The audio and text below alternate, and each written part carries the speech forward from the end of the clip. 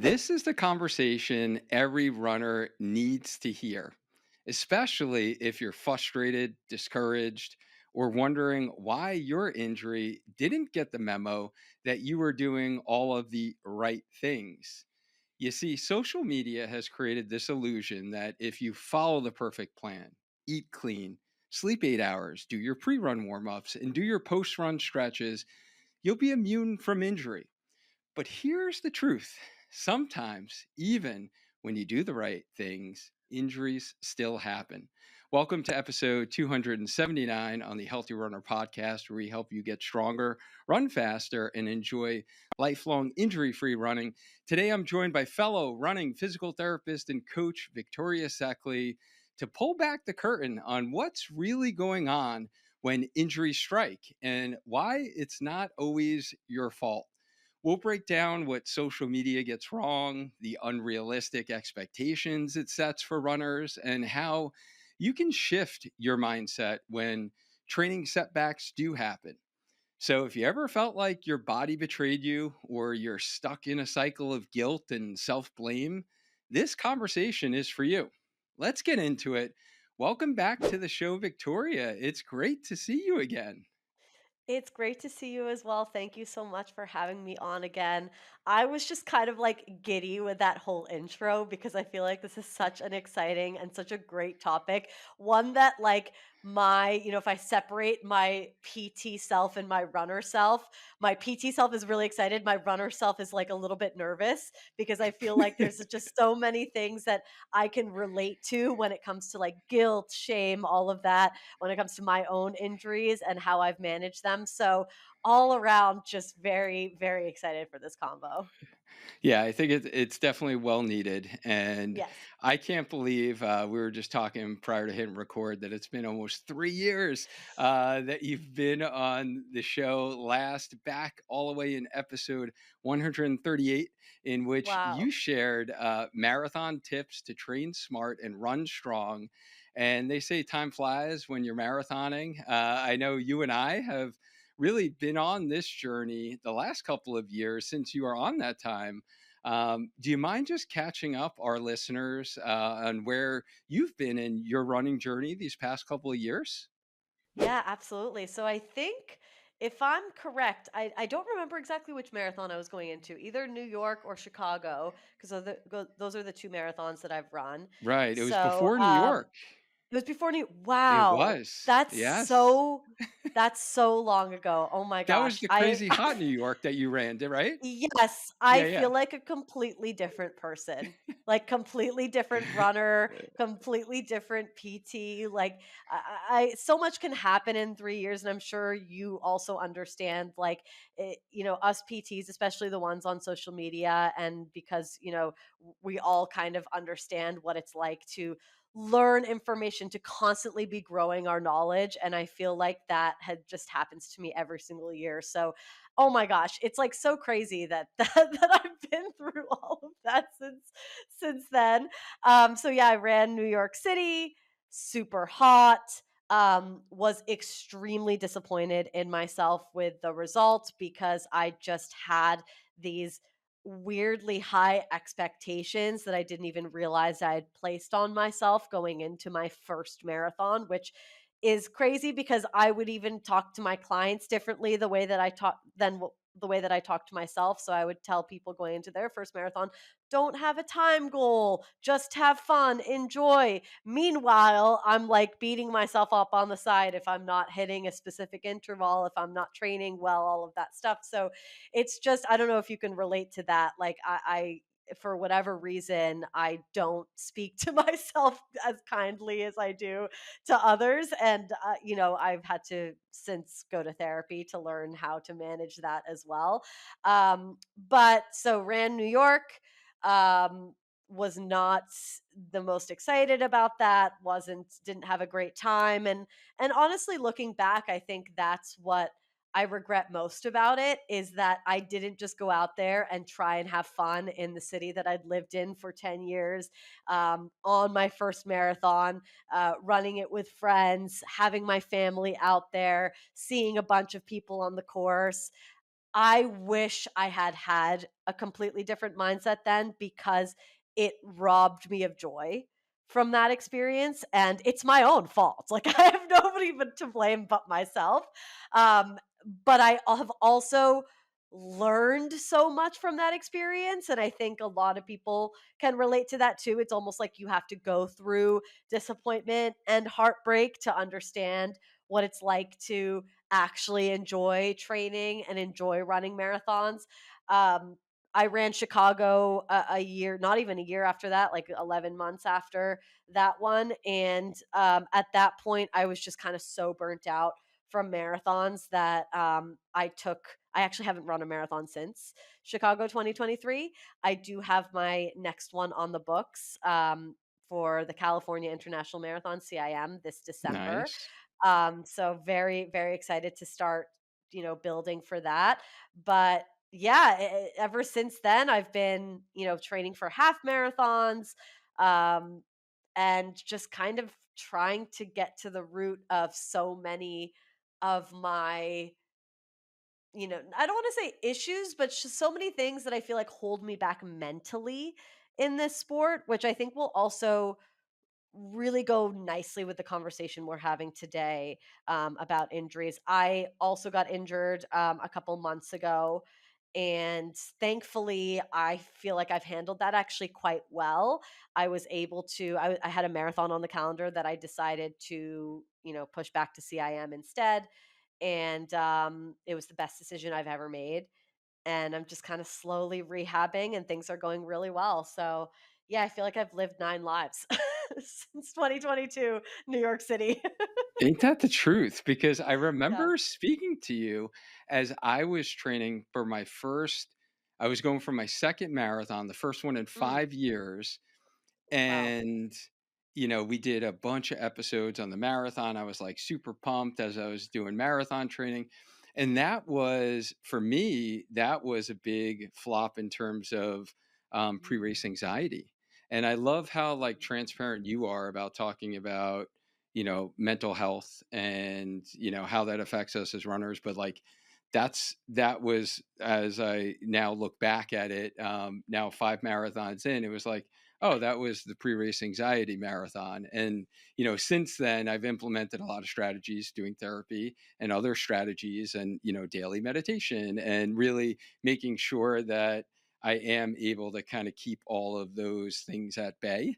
Um, but yeah, I've since that time that you and I talked, I've run now 4 marathons where there was the pre-race anxiety marathon. Then we had the breakthrough marathon, 23-minute PR in Cape Cod. And then I wow. did like the Disney Dopey Challenge and did that Fun. marathon and felt strong, finished the whole thing. Super fun. Highly recommend Disney Marathon, by the That's way, as awesome. far as Yeah. like taking pressure off and like having fun and like Yeah. Just enjoying. experiencing joy, Yeah. because it's like a totally different atmosphere Awesome. than, definitely the majors that you've run. Yeah. And then I actually just ran a marathon, I guess 2 months ago now, and I had a huge, huge, huge flop with Oh, nutrition no. electrolyte balance. So everything was great, training was great, but I really made a mistake in terms of actually over electrolytes Mm. because the weather was so cool. So I wound up cramping up for 10 miles of that marathon, which is super Oh, frustrating. So, yeah, the marathon definitely doesn't, owe you anything. It's so long of a distance that, just, you pretty much need everything to go like perfect in order to have that day really that your fitness, I guess, deserves and that you've been yeah. doing in training. Yeah. But yeah, I've So loved true. following your journey since. But it is so funny how so much has happened in 3 years. It really is so crazy because I remember when we spoke. And yeah, it doesn't feel like 3 years ago, but when I actually think about it, it's like, wait, it was such a different time then. And in many ways, I'm grateful for that because I also it's like what I have been kind of telling myself since that day with the marathon distance and with like anything in life, really. You either succeed or you learn. So Mhm. it's like, there's no, and I wish I could kind of go back and shake myself a little bit and be like, it didn't have to go perfectly for this to still be a success. Like, you learn from it. I've learned so much just from that New York City marathon experience, that is like invaluable lessons, and that I wouldn't have learned if things had gone perfectly on that day. So it's kind of, it's with hindsight, it is easy for me to sit here and be like, oh yeah, you could have done everything differently.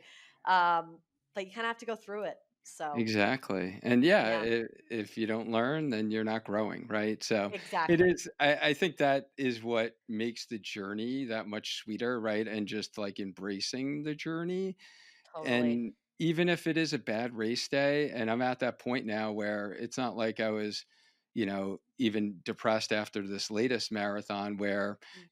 my fitness was the best it ever was, right? Like did the Yeah. hardest, long run workouts I've ever done, felt healthy, like all those things were like learned a heck of a lot more the last 3 years on like interviewing experts in the running space, right? Like I had all this knowledge. I felt like Yeah. super good. Even though I had a bad day, I was like, you know what? I made a stupid mistake. It is what it is. Like, I got over it. Yeah. And it's Yeah. like you kind of move on and you learn. And now I will never make that mistake ever again. Exactly. Yeah, exactly. And I will never make the mistake that I made for New York City 2022 either, like, ever, ever again. But it also, yeah, you've grown from it. And I also think that, kind of based on what you were saying for your most recent marathon, everything going perfectly and somehow something still happening. Something that I have been doing in therapy, and this wasn't necessarily for the marathon distance, just because, to be completely honest, it's not my favorite distance. Like, I have goals, very specific goals with the marathon, but it's not my favorite to race. But something that I really was focused on is just getting races on my calendar in general, so that I learned how to fail. I learned how to, like, not have a good race and be okay with it and just continue and move forward. And that, I did that with the half marathon distance. I've raced, I think, like 4 or 5 halves, since 2022, and some people might not consider that a lot. Just, before 2022, I'd raced like 3 races in my life. So Right, that right. is a lot for me. And yeah, I think that it's kind of a little bit of like exposure therapy. Like, you learn, like, okay, there's another one, Hmm. there's gonna be another one. It doesn't have to all be done on this one day at this one time, and that can be a huge help mentally. Like, yeah, you learn from the mistake that you made, and when's the next one moving Right, forward? right. Yeah, Yeah, yeah, no, I completely agree. And kind of, getting into today's topic with running injuries and, with you and I having kind of similar backgrounds in terms of, being physical therapists, but essentially working as coaches and, yeah. helping runners, kind of stay healthy and get stronger. Like you're very passionate about strength training as well. Um, with running injuries, like why do you think runners feel like if they do everything right, they'll never get injured? Yeah, I think it's this idea that social media sells, that, you know, almost like, I don't even know. Actually, now that I say it, I don't know if it's social media. I think it might just be the way that our society is. Like, it almost kind of goes deeper into like hustle culture. Like, the more you do, the the more you'll succeed. Like, just work harder and you'll get everything that you want. And even in that, it's like not 100% all of the time. Hard work doesn't necessarily mean you'll be the most successful or have the most money in the world, right? I mean, we can see that in everyday life. So I think it maybe stems from there. Like, because I see from a lot of runners who get injured, the first thing they want to do is like, what did I do wrong, or what did I not do enough of? And it's almost like this default into thinking like, what exercise do I have to add into my routine? What cross training do I have to do? How do I change? Like, they always trying to add things and do more, when in reality, like, that's not really how these things work. So I think, to answer your question, to get a little bit of like philosophical almost, like, I think a lot of that is rooted in hustle culture. Like, you have to be more disciplined, you have to do more, you have to wake up earlier, you have to run more miles, you have to do more strength training. And that will make sure, then you'll make sure that you're never going to get injured, right? It's also how social media works with marketing. Like, you see these really big terms, you're going to fix your knee pain, you're going to bulletproof your knees. It sells this idea that if you just do X, Y, and Z, black and white, you will never get injured again. And the reality is, like, life is not black and white. Obviously, there's a lot of gray, and that's how we should treat training. That's how we should treat injuries. That's how we should treat a lot of things. But it's also sometimes hard to wrap your mind around that. So I think that's ultimately where it stems from, and why a lot of runners not only get disenchanted when they do get injured, but also almost like you kind of see like you reach this tipping point a lot of the times that ends up pushing you into an injury, by just doing more exercises, doing more running, waking up earlier, being the first one out on the roads, like all of that kind of stuff, the kind of like discipline or hustle culture that we're used to seeing, when in reality that's not the way it works. Yeah. So what I'm hearing is almost like the social media aspect of like marketing and Yeah, having, this all or none type of mindset of exactly. this is the solution, right? Or it is kind of black and white, right? It's trying to just, and it is to, unfortunately, like, people want the quick fix, right? They want the Exactly. easy solution. What's going to Yeah. be the They want least the path of hack. resistance? Right, Yeah. right. Yeah. And then I think what I heard from you too is almost like perfectionism, right? And runners feeling like they need to have the perfect training, whether it is training plan or exercise. And it's funny that example you said with, if your knee starts hurting, it's like, what is the exercise I need to do? And I don't know how you are with your athletes, but you're working with an athlete, if they get whatever, their plantar fascia starts to act up or something, they have foot pain, like they feel it for the first time, and they're like, yeah, can you give me a couple exercises I can do for this? And I'm like, well, let's like talk about this a little bit, like exactly what are you feeling, right? We kind of go through it, and then I'm like, well, you know what, this is fairly common to have, some achiness. You did your longest long run that you've done in the last 2 years. Before we actually implement and give you more things to do, like, let's see how it feels in the next day or two, before we. But I do feel like a lot of runners want, like, I want the exercise. I'm like, if you took all of the exercise, like, you would have like 150 exercises that you're doing. Like, Right. It would be counterintuitive. Yeah, no, I feel that's exactly how I look at things as well. And again, I think part of that is the social media issue.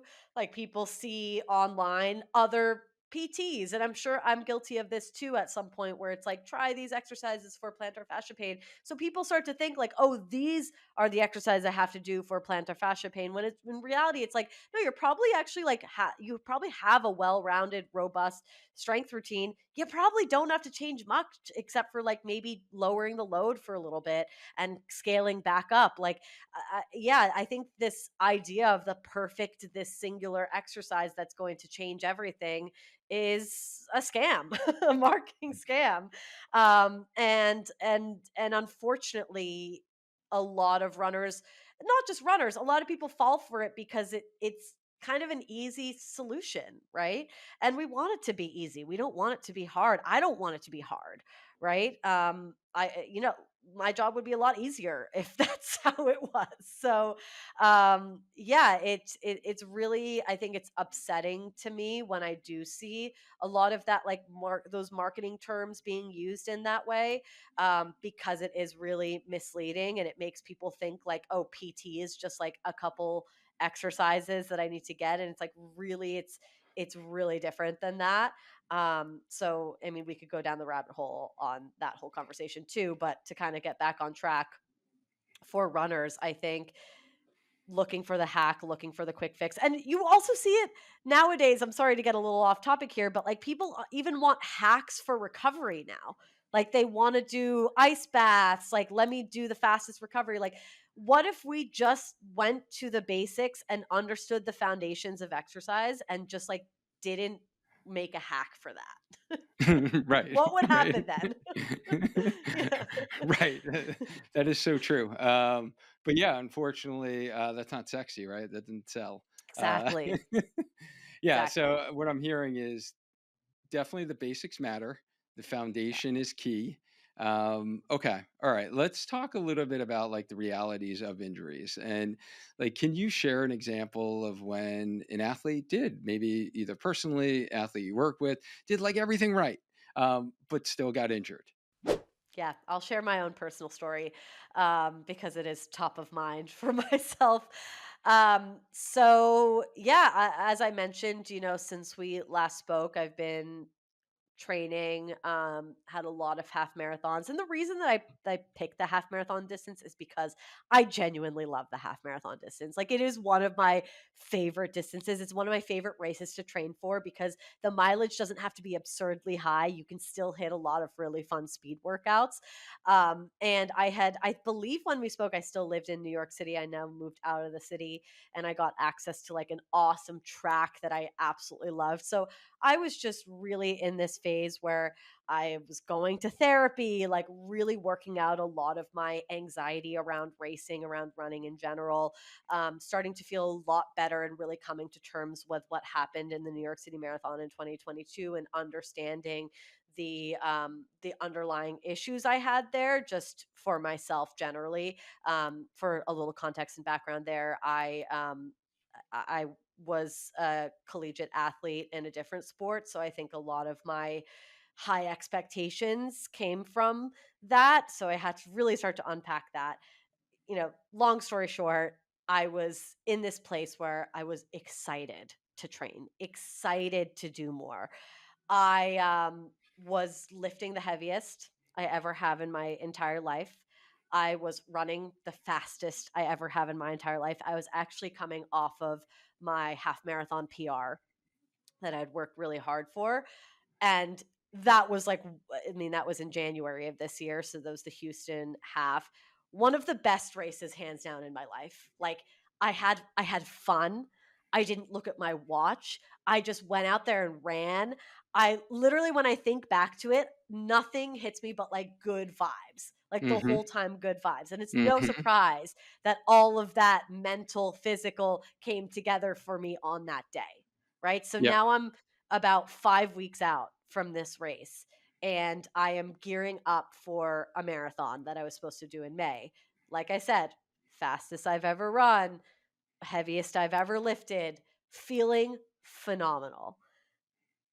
And I went out for a long run. I'll just kind of give you all the details. I went out for a long run because there were mistakes were made. Let's just put that on the table. It's not like I didn't make any mistakes, but in a regular training cycle, like this might not end up with the injury that I was at that ended up for me for every single person. And I'll explain why in a second. So I went out for a long run. I decided for whatever reason that I wanted to do my long run on rolling hills. Um, for context, all of my long runs are like on very pancake flat, like around Jersey City, Hoboken area. If you live around there, it's like pancake flat. Like you don't, Hmm. there's not even like a little, roll. It's flat. So it's phenomenal. It's a fun place to do long runs, Right. especially when you're training for speed.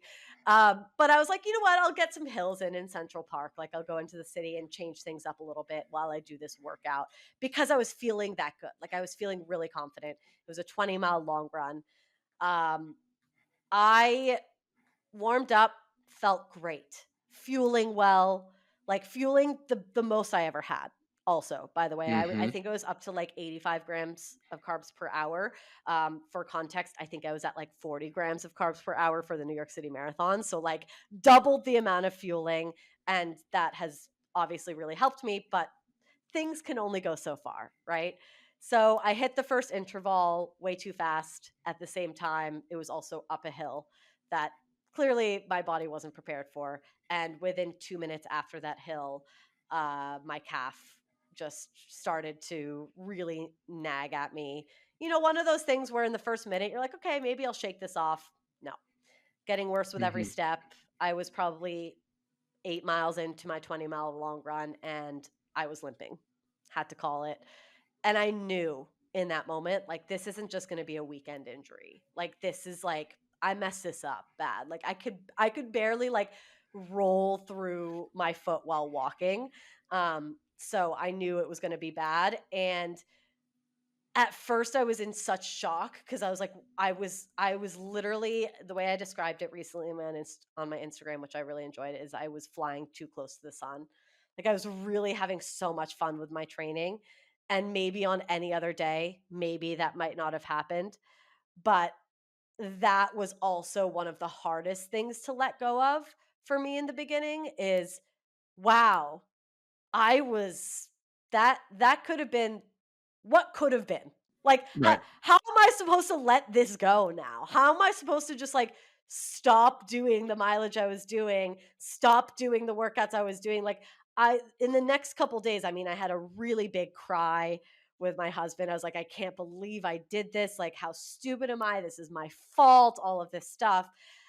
And then I just kind of had to go through the next few days and really have this understanding of like, okay, it's okay. These things are going to happen. And you can do everything in your power to prevent them from happening or reduce your risk of them happening. And sometimes they still happen. And I had to be okay with that. I had to be okay with that because if I wasn't, I was going to have a mental breakdown. Mhm. So that's kind of the background into the calf injury. I truly hope that you're getting value from this video, and I wanted to take a brief moment to share with you one of my most recommended naturally sourced food supplements for runners that supercharges your recovery from running. And that is the power of Blackcurrant, which is a berry, by the way, just like blueberries, but they have the highest level of anthocyanins, which is a strong antioxidant of any berry. And CurraNz has a product that's conveniently packs these super berries into a capsule. As I frequently say, recovery is a part of the training, and you can only run as fast or as long as you can recover from that run in order to stay healthy for longevity.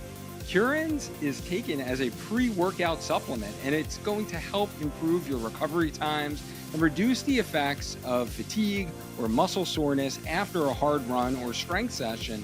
There are over 50 studies investigating the effects of these super berries, and CurraNz has been studied to improve blood flow by up to 45%, which removes metabolites from our muscles, reduces oxidative stress. In fact, a recent British study actually showed that CurraNz helped accelerate recovery of muscle function 3 times faster than placebo.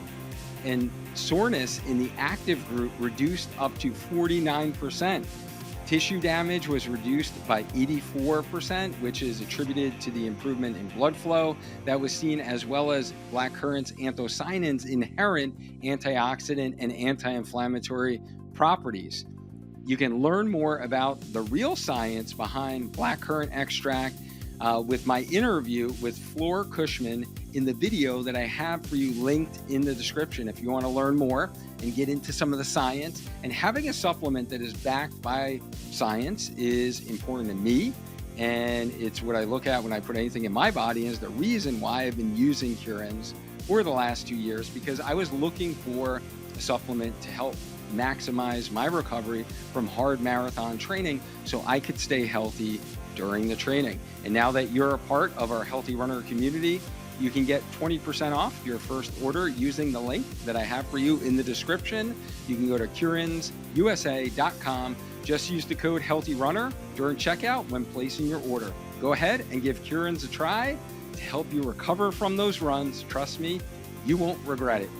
I think it is always important to realize that, yes, we can try to mitigate the steps as much as possible, but running injuries will occur. I do feel passionate about that. Yes, we can prevent many of them with proper training, with Yeah. foundational Oh, 100 principles of 100%. building up strength, right? And Yeah. but Yeah. there it depends what type of level runner that you are. If you're the type of person that wants to get out the door 5 times a week just to get some mental clearing miles in, and you're not too interested in challenging yourself with speed or getting faster or, conquering new distances, then I think your injury risk level is definitely lower. But Yeah. if you want to challenge yourself as an adult and see what you got, see, with the training that you've been building up, the consistency, how can you perform? I know I like to do that. Then The yes, risk there goes is up. this fine balance, right? Of because you're teetering, you're improving your fitness to the level, and then it's a matter of not going overboard and getting over the line of overtraining and leading to an injury. And yeah, your story I could definitely relate to. Last summer, I unfortunately suffered a plantar fascia tear, where I went through big career change. So I was full time faculty, PT program last time we spoke.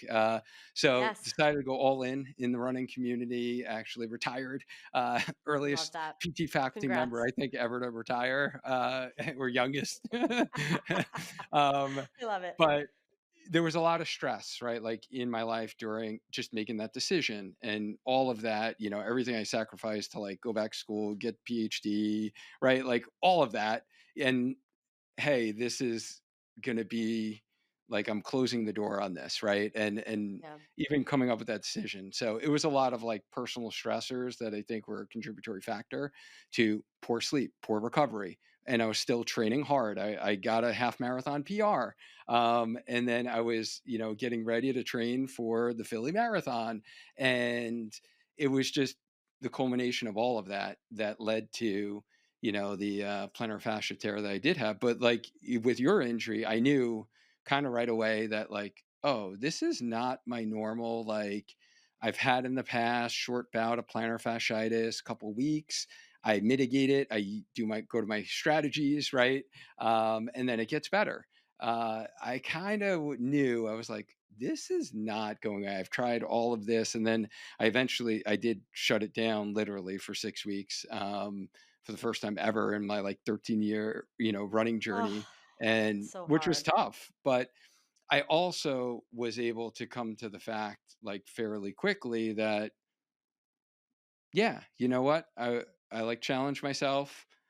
There's nothing that I would have done differently except for, right, like get more sleep and maybe modify my training a little bit more and have a little bit less intense training during that time period, and just gave myself the space to kind of run and do a little base training as opposed to racing that half marathon. But yeah, no, I think there's a lot of, I think that people can learn, hopefully listening to our kind of stories here, that we're all about injury prevention, but sometimes things just kind of happen, right? Do you feel like there are like common injuries that you see show up in your practice, no matter like how careful runners are? I mean, I would just say the common running injuries, right? IT band pain, plantar fascia, Achilles tendonitis, like all of that stuff, like they're called the common running injuries for a reason because I think that's what typically I will see in like these very specific circumstances. I think important to mention, I just want to jump back to really quickly before I forget it once it's off my mind, but something you said there I think is also really important. Like, us sitting here and having this conversation doesn't mean that there aren't a lot of things you can do to prevent injuries and reduce your risk. Like, there's so strength training, sleep, nutrition, all of that stuff. Like, that stuff does work 100%. And it's just like, it's funny because I think a lot of people compare themselves to other people on social media, and even to the point where it's like they might even compare themselves to like elite athletes. Like some elite athletes like don't fuel very well, or some elite athletes don't even strength train. Like and or Right. they don't strength train, like they don't lift heavy weights, like that, all of these things. And but I think what's important to remember is number one, first of all, the elite athletes also get injured. There's like Mhm. a lot of them do get injured, so it's not like they're doing everything perfectly. But it's important to remember that like just because you do get injured, you have an injury, doesn't mean that you should abandon these really big basic factors that you and I have already talked about, like the sleep, nutrition, strength training, all of those pieces. But also, it's again that gray. Like, yes, those things are going to help you, but it's never, ever, ever going to be 100% foolproof. And unfortunately, not a single one of us can get to 100% foolproof injury prevention ever. And I think that kind of is sold on social media sometimes. It's like I see some coaches who are like, my athletes don't get injured. I'm like, is that because your athletes are like leaving you before they do get injured? Because every athlete gets injured. You know what I mean? And I even say this to athletes in discovery calls. I'm like, I wish that I could sit here and say, if you work with me because I'm a PT, that you'll never get injured again. But that's just not how things go. That's just not the reality of it. And I think it's important to say, yes, there are things you can do. It will never be 100%. That doesn't mean you abandon those things. Hindsight is 2020. We can always learn from something. But kind of similar to what you said, if I could go back, I probably would have done the exact same thing that I did on that day. Because it's not like I didn't know on that day. It's not like I gained knowledge since then. I knew that I was feeling really good. That's why I went hard on my workout. And I don't, unless someone could tell me you're going to get injured on this run, which nobody has the luxury of knowing that, I wouldn't have changed a damn thing. So Right. it's like to beat yourself up over an injury that happens, even if you're doing everything, to think that, oh, because I started strength training and I still got injured, that means strength training is the problem and I need to not strength train. Like those are the types of conversations that need to be had because that's not the way to look at this. If Mhm. that makes sense. Yeah, yeah, let's Yeah. get into this social media influence a Yeah. little bit more Yeah. because what are some of like the most misleading messages that you see online about running injuries? Okay, one of the most misleading one that has kind of, I have to say I went in a little bit harder last year and the year before than I have this year on it, but I think social media when I first got on, social media was like runners don't strength train, right? Like that's just it was such a novel concept. I literally remember put making a post about strength training and I would have hundreds of comments from people like this isn't good for runners, that's not going to be helpful. Vividly remember when I made my first post about heavy lifting specifically and how that's beneficial for runners. Oh my gosh, the backlash I got. Like you wouldn't even imagine it today because the narrative has just completely changed on strength training. But just how it started in this like extreme position against strength training, I think it has completely flipped to the other side where now runners genuinely feel like if they're strength training, they will not get injured. Or, like we were talking about already, if you just do a couple exercises a couple times a week, like that's going to fix your injury. That's going to get rid of your IT band pain. That's going to get rid of your Achilles tendonitis. Like, what's the exercise I'm missing? That's what is going to make me injury proof again or prevent my injury from happening again. And that's, I mean, I know we kind of already touched on this, but I'm like, I think it's so important how we talk about that.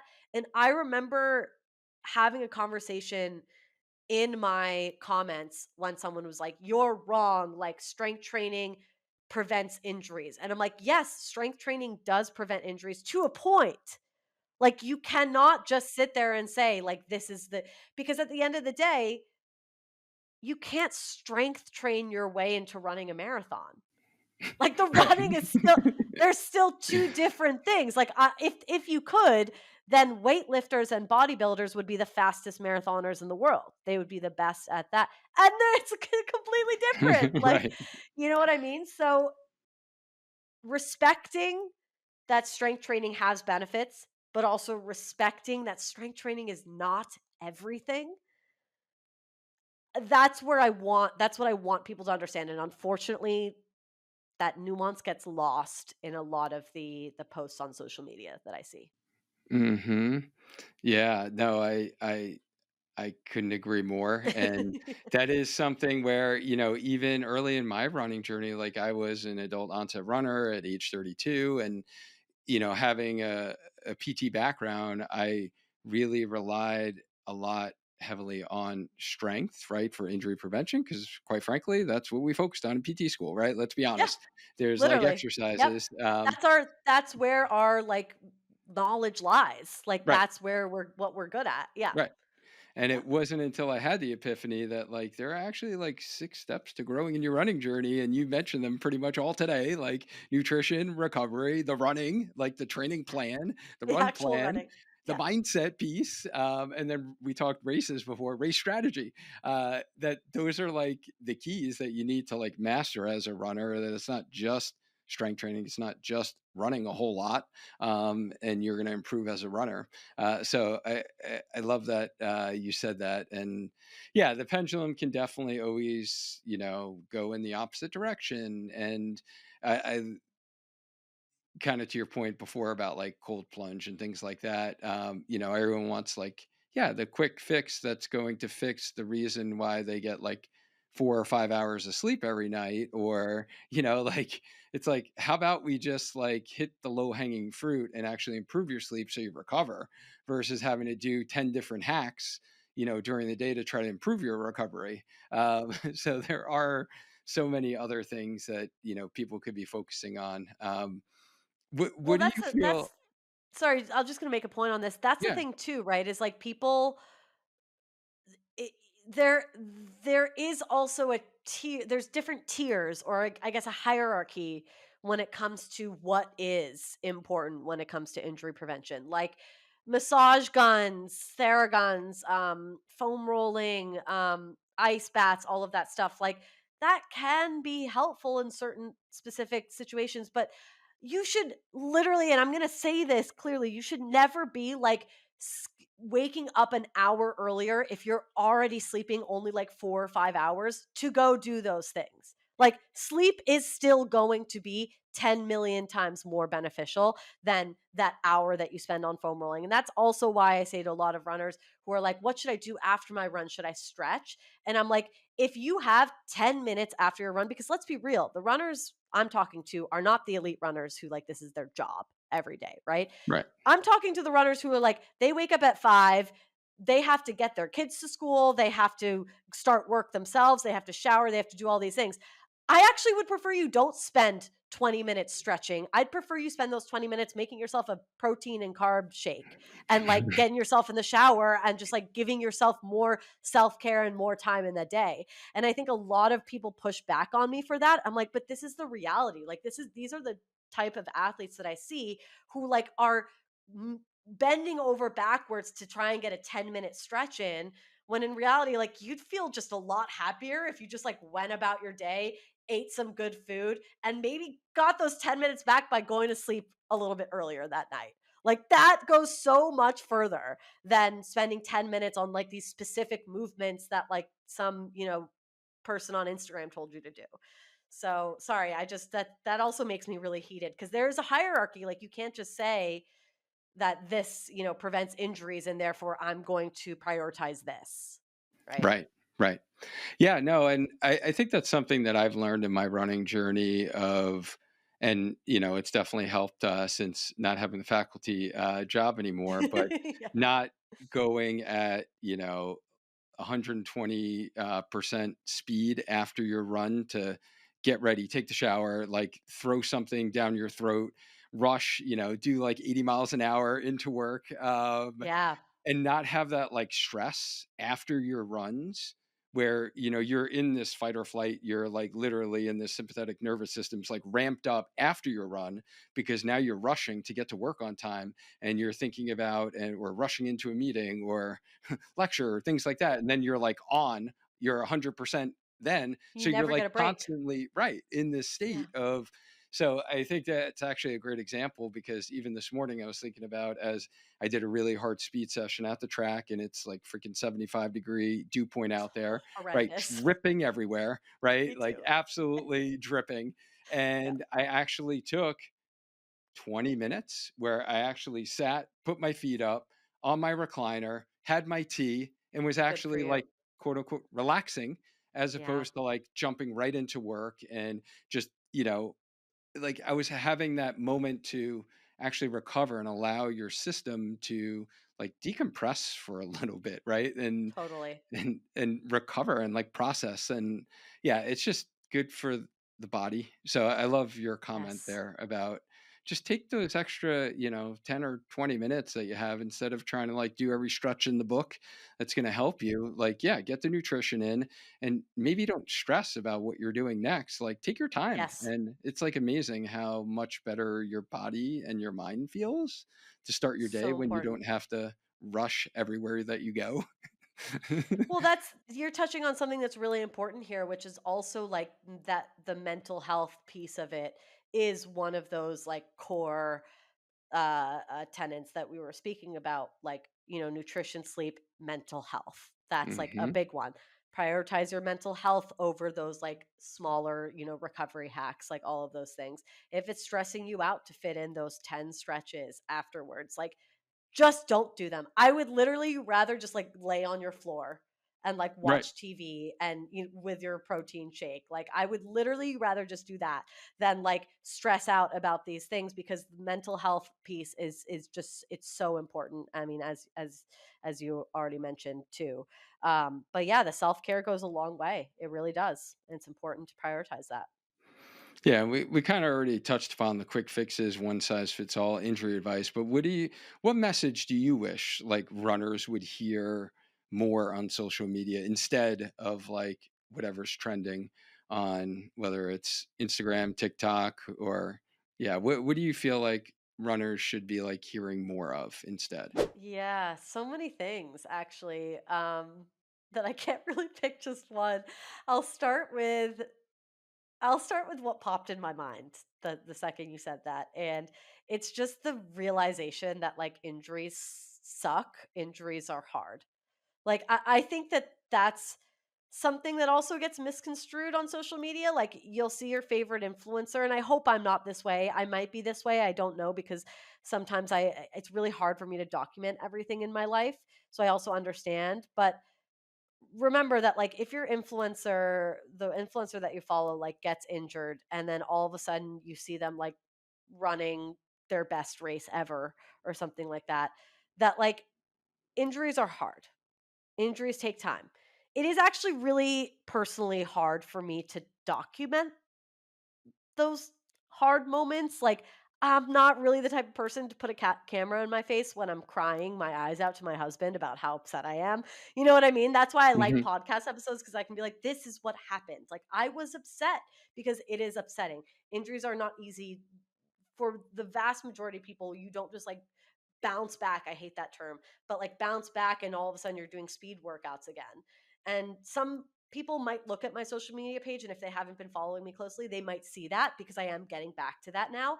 But there was like a 2-month period where like it was hard. Like that was not easy. That's the reality of an injury. But I think it's important to recognize that so that you don't just like ignore it and almost think like I this can't happen to me right now. I can't, you know, allow my body to go through this. So I'm just going to keep pushing. I'm going to keep pushing until like, something else pops up or you break even harder, right? I think having the realization that like this sucks, but you're going to get through it. And if you let yourself have that moment, this sucks. I might have to change my plans. I might have to do another race. I might not be able to do the race that I signed up for in a couple weeks. And then you move on from it. I think that's the most important thing because if you're just either ignoring it or like what a lot of runners like to do, they get injured in one run, it feels okay the next run, then the next run is painful, then the next run is okay. And so there's like this back and forth. Just accept like something's going on, listen to your body and have that realization. This might suck for some time, but you're going to get back to it. Running will still be there. And we have the luxury of not being elite athletes. We have the luxury of this injury for many people is not going to like you're not going to lose a paycheck on the table, right? Just because you're injured. So take the time. Take the time that you need to take, and that might be longer than what you want it to be, and that's okay. So all of this, like this is the type of stuff that people don't want to hear. This is the type of stuff that will never go viral on social media because nobody wants to hear that injuries suck and injuries take a long time to recover from. But that is the reality, right? There's no quick fix, and once you come to that reality and you let yourself grieve it for a minute and you move on from it, that you'll be even closer to feeling your best again. So, Right. Yeah, that part of acceptance is important. And I think speaking to mental health, like you mentioned before, I was the same way last year. Like I said, I couldn't run for 6 weeks, and I was I despise so like tough. cross training and the bike, and Yeah, but I me was too. embracing it, right? Like Yeah, I was doing it. Was I sharing at that time what I was going through? No. Because I was like, it's so this really hard. isn't going to benefit. And I like what you said about, yeah, there's this roller coaster, right? Like, what are you going to share? Like, oh, yeah, I'm getting over this injury doing the bike or whatever. Or you go for your first run and I'm doing like run walk intervals. And, I'm like, what is this? And I think you need to allow yourself to go through like those stages of grieving, right? And those stages of healing and put your energy into just focusing on getting better. Um, as opposed to like documenting the whole journey. And I don't know how many people do that, but you're right. Like people probably don't see that a lot. And yes, it is hard. And I would agree that it's hard mentally, it's hard physically. You're going through something that you don't want to be going through right now. But if you do it correctly and you take the best steps possible, a lot of times you can come back stronger. Like after that experience, physically and mentally, honestly, Totally. right?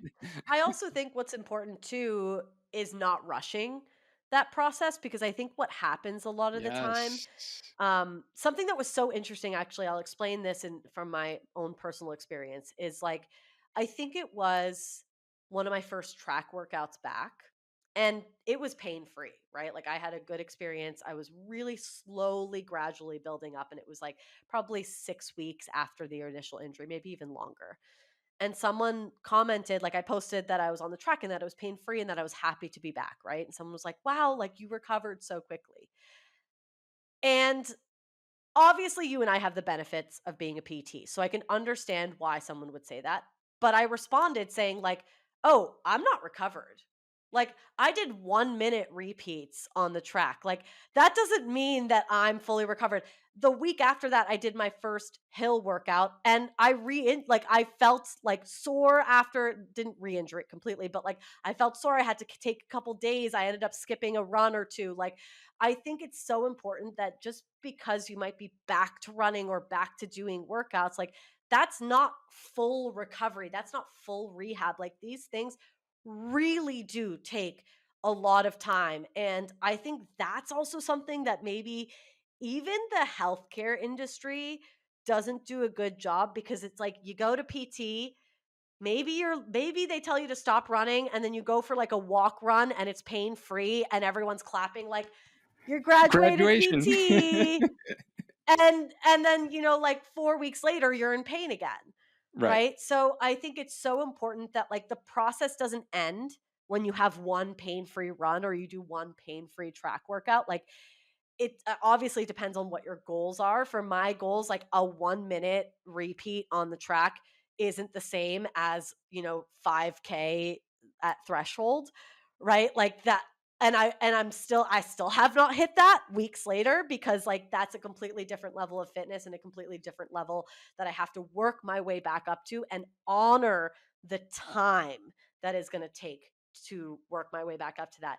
And a hard part about that is like I may not see the exact paces that I was seeing before this injury happened, but I've been there already. I have been there, which means I can get there again. Is it going to be hard? Yes. It was hard the first time. Is it going to be as hard as it was the first time? Maybe just because I have this injury to now think about, but it can happen again. So I think not rushing and just honoring that time to get yourself back there, like literally longer when people think. I don't know about you, but my pet peeve sometimes is when people are like, how long is this injury going to take me? And it's Right. like, do you want the textbook definition? Because I can give you that. Like, I can give you the usual 6 to 8 weeks, you know? I don't think that's what you're looking for. And I also don't want to mislead you because that might not be the case. Right. And I think that's important to recognize as well. Hmm. Yeah. And looking at kind of injury prevention, I think there probably is some in a camp of saying, like, you can't prevent injuries at all. There's no point in spending time on injury prevention strategies or techniques. Like, I'm just going to go out there and run because that's what I've done for like my whole life. And, where's like the balance between like proactive injury prevention and accepting that, yes, as you've kind of explained today, like injuries do happen. Like, where's that balance or what's that Yeah. balance? That's hard. I think, first of all, like, genuinely, you can do whatever you want. Like, I'm not here to, like, tell you that, like, you have to do something if you don't want to. I get it. Like, you only have one life to live. You know what I mean? Like, it really isn't like, I kind of hate the saying too, but like, it's not that deep. If you don't want to do something, don't do it. If you don't want to run, don't run, right? Like, you don't have to do all of these things. And I'll go on the record and say this. If you don't want to strength train, don't strength train. Like, I'm not here to force you to do something that you don't want to do. But I think it is I think you have to recognize that it doesn't have to be that black and white, that even if you don't like to strength train, you can probably get some benefits from it. And if I'm talking to runners specifically, there are 10 different forms of cardio that you can do that will do all of the same thing. You can run, you can bike, you can swim, you can, elliptical. All of those things, if we're talking about just general health, all of those things are going to do the same thing for you. They're going to improve your cardiovascular endurance, which is great, very healthy. None of those things are going to do what strength training does for you. And I know this isn't the exact question that you asked, but I bring up the strength training piece because I feel like for runners, I think I don't think any runner sitting there being like, I only want to get 4 hours of sleep a night. Like, I think Right. most people like want, like, if they can, they're gonna sleep. We could talk about nutrition in an entirely different episode, go down that road. But what I'm saying here is there's a difference between being like, okay, what's the point if it's not going to prevent injuries 100%? And if that's where you're at, then I understand. Like, maybe you genuinely don't want to run or reach your potential with running. Not everyone has to. However, if you find yourself, which I think most runners do enjoy, the pursuit of reaching that potential that you have, then I don't think it is worth your while to sit back and be like, black and white. If it's not going to prevent it 100%, I'm not going to do it. You don't have to like it, but what we're asking you to do is to understand the benefits of it. And guess what? You may actually start to like it when you really understand the benefits of things like strength training. When it comes to nutrition, I think that's a whole different ball game. Just because I've said this before on my podcast, on many other podcasts, diet culture goes so deep, and specifically in the running community.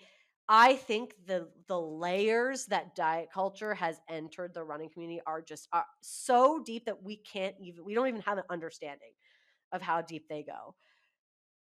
So I understand why a lot of runners push back on proper nutrition, because we were sold, skinny equals fast, thin equals fast, fasted running, like all of these things. I get it. I think at that point it's like I personally like to listen to the experts. And I have never met a registered dietitian who has said, "Don't properly fuel your marathon." Like, I haven't. Find me one. I don't know, but even if I find that one, like, they're not looking at the evidence correctly, because I've seen the evidence, they've seen the evidence. Like, it just, you have to recognize when, like, people probably know more than you do. I think you get this too. Like, I'm a physical therapist, that's my expertise. I defer to the registered dietitians when it comes to nutrition advice, and that's who I'm going to listen to. So, I feel like I went on a tangent Absolutely. answering your question. There were a lot of good tangents there. Yes, Everything that I would completely agree with. Yeah, we've talked about many times on this show about proper fueling and the link with preventing injuries as well. And yeah, that's been a goal of mine. Like this last marathon that I did, I was up to 100 grams of carbs that's per awesome. hour. I was like so happy about Whew. that. And then I freak out, Yeah, mess up the yeah. electrolytes balance. So many And moving yeah, parts. there really is. So yeah, we could talk about this topic all day long. Like I feel like we could talk for hours on this stuff. But as we come down the home stretch here, like if you could tell like every runner like one truth about injuries that don't get enough attention online. I know you've already mentioned many today, but like what would that be? One truth about injuries. Oh, we haven't spent. I'm actually shocked that we haven't spent a lot of time on this, because I think that this is a big piece for like the runners specifically. Um, Load management is probably one of the most important factors when it comes to injury prevention and injury management. And what that means is, we kind of, you and I have like touched on this, where it's like, oh, if you're feeling something or if your plantar fascia flares up, like, the answer isn't to just add a bunch of exercises. It might be to just cool it a little bit on the running. I think that's what a lot of runners have to recognize, is like, so much of these injuries can be fully prevented by just having an understanding of load.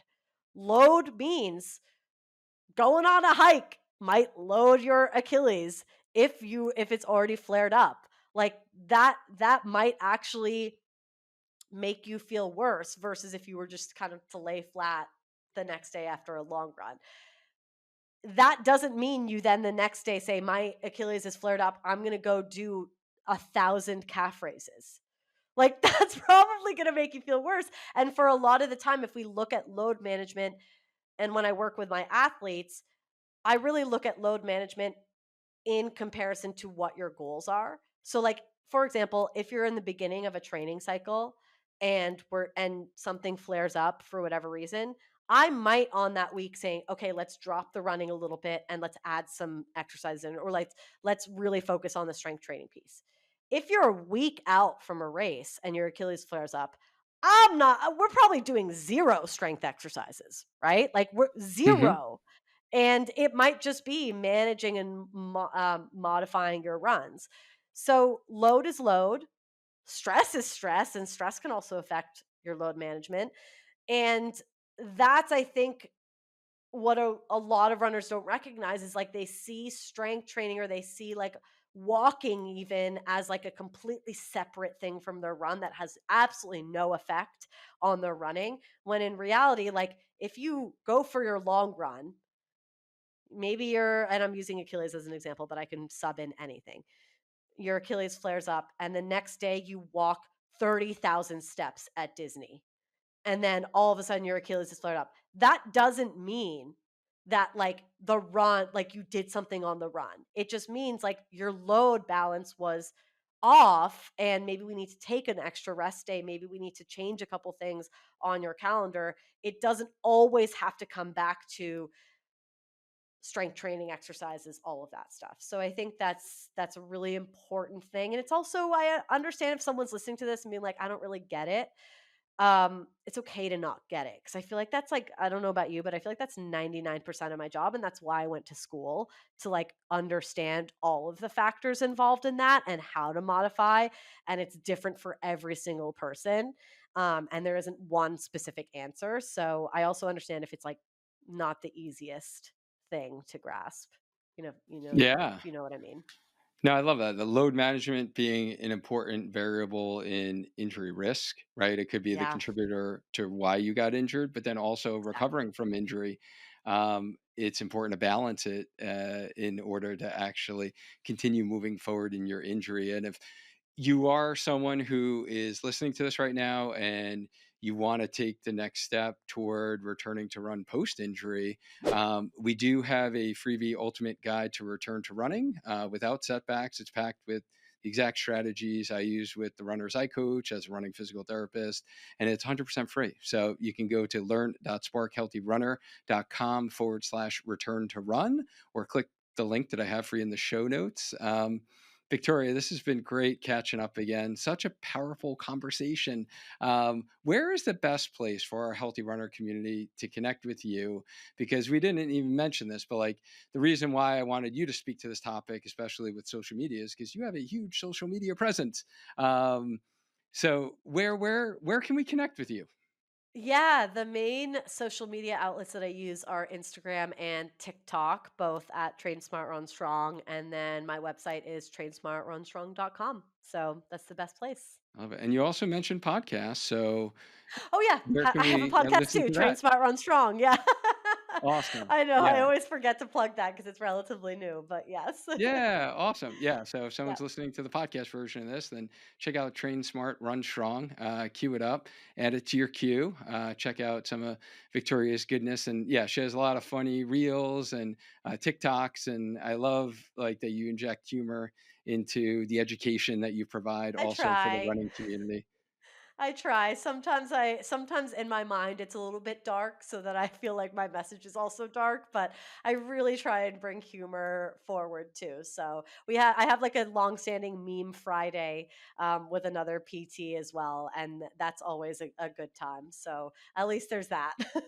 That's awesome. And if you're listening to this and you found this conversation about running injuries insightful and you want to learn the 5 step system for lifelong healthy miles, minimizing that injury risk that we spoke about today, then queue up episode 278 on the Healthy Runner podcast, or just click the video that I have for you next. Now let's continue to grow a strong mind, a strong body, and just keep running, friends. Until next time.